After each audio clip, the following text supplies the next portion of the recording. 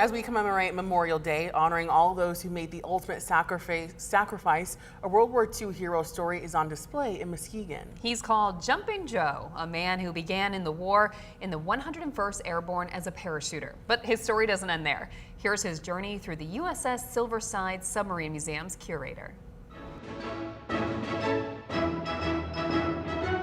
Jumpin Joe is a nickname that was given to Joe Beyrle, who was a native of the Muskegon area. Joe graduated high school. He was offered a scholarship to attend Notre Dame, but he turned it down because the war was on and he wanted to take part. So he volunteered for the Airborne Forces, which were a brand new branch of our military.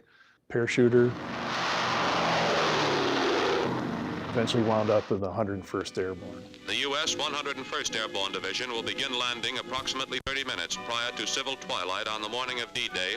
He was singled out with a few other guys to jump behind enemy lines in France before the invasion of Normandy. The eyes of the world are upon you, and the hopes and prayers of all liberty-loving people go with you. First Pathfinder ship is airborne at 2154. He was called Jumpin Joe just because he volunteered for every jump that he could. Ready with the red. Show the red. Stand to door. You know, nobody's going to stop him. Go! To make this very important jump and actually survive it and get back to do it all over again, it's just legendary stuff. He was eventually captured after several days of fighting, and that began sort of his odyssey. You know, he was captured by the Germans, he escaped. He was recaptured, beaten up, interrogated, escaped. Captured again, interrogated by the Gestapo.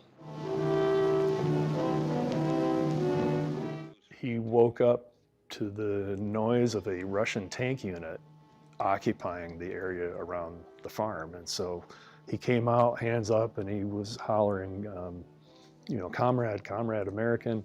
He says, I want to fight with you guys against the Germans. I want to kill these bastards. So, so the Russians agreed. They issued him a submachine gun, and he joined this tank unit.